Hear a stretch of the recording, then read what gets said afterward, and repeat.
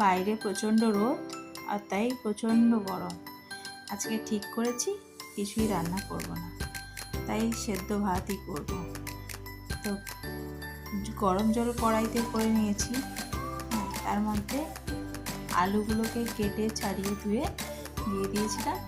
এবার একটু সেদ্ধ হয়ে এসছে, তার মধ্যেই আমি চাল আর ডাল আগের থেকে ধুয়ে ভিজিয়ে রেখেছিলাম, সেটাকে দিয়ে ভালোভাবে ফুটিয়ে নিয়েছি। এবার শেষের দিকে একটু জল দিয়েছি আর একটু নুন ছড়িয়ে দিয়েছি, তাহলে খেতে ভালো লাগে। আর গরম ভাত তো মেখে খেতে একটু অসুবিধে হয়, নুন দিলে ওটা ভালো হয়।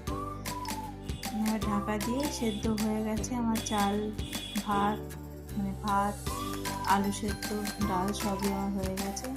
এখন আমি আলুগুলোকে বার করে নেব একটা বাটিতে, আর সেটাকে পেঁয়াজ দিয়ে মেখে নেব।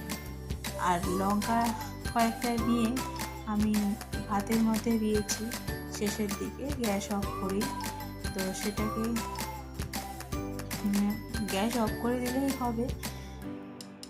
এবার আমি ভালো করে পেঁয়াজ দিয়ে মেখে নিচ্ছি, আর সঙ্গে ওই যে কটা কাঁচা লঙ্কা দিয়েছিলাম ওগুলোও মেখে নিলাম।